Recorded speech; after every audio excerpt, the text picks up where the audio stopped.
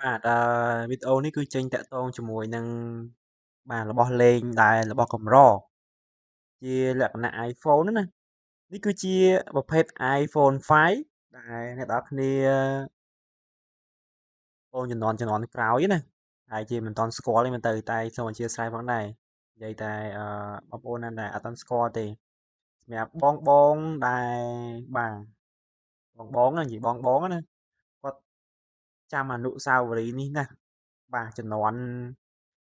លេងស្គុតណាលេងស្គុតតែមានណាបានតែប៉ុណ្្នេះគឺអែមខ្លាំងមែនតើបាទសង្ឃថាឥឡូវហ្នឹងស្មើនឹង iPhone 17 Pro Max ឥឡូវហ្នឹងណាអូខេអញ្ចឹងសម្រាប់ iPhone 5ឥឡូវហ្នឹងគឺវានៅតែអាចប្រើប្រាស់បានបាទវាអាចគាត់ថាការដាក់ SIM ខចេញចូលហ្នឹងគឺនៅតែប្រើប្រាស់បានធម្មតាបាទប្រើប្រាស់បានធម្មតាខ្ញុំដាក់ SIM ខចេញចូលហ្នឹងគឺនៅតែអែមបាទសេវាខ្លាំង Wi-Fi ទៀតគ្រាន់តែថាកម្មវិធីមួយចំនួនហ្នឹងគឺវាលែង support ទេបាទខ្ញុំបាន erase ចោលអស់ហើយគេថាដូចជា YouTube អីហ្នឹងវាអាចនៅប្រើប្រាស់បានបាទប្រើប្រាស់បានអញ្ចឹងសម្រាប់ iPhone 5 នេះសម្រាប់ version វា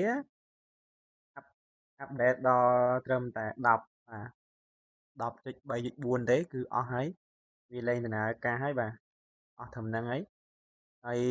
បងប្អូនយើងដែលបាទដូចជាស្រឡាញ់របស់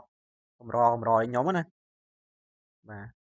របស់កម្រដូចខ្ញុំហ្នឹងគឺត្រូវចិត្តហើយដាក់ SIM ខចេញចូលក៏ដូចជាបញ្ចូលហ្គេមចាស់មួយចំនួនហ្នឹងគឺអាចបញ្ចូលបានសម្រាប់ថ្មវាកាន់គួរសមដែរបាទថ្មវាគឺយូរឆ្នាំខ្លាំងមែនតើតែនៅតែកាន់ខ្ញុំដាក់ standby ចោលឡើងមួយយប់ហើយគឺនៅអស់តែ6%ទេថ្មវានៅខ្លាំងបាទនៅខ្លាំងខចេញចូលគឺអែមបាទអញ្ចឹងវីដេអូក៏មានតែប៉ុណ្្នឹងឯងហើយវីដេអូក្រោយប្រហែលចេញវា iPhone 4 iPhone 4បាទ iPhone 4បងប្អូនយើងស្គាល់ហើយវាស្តៀងជាមួយនឹង iPhone 5ប៉ុន្តែរុនសាកវាហ្នឹងគឺប្រភេទធំបាទធំអញ្ចឹងយើងជួបគ្នាវីដេអូក្រោយអរគុណ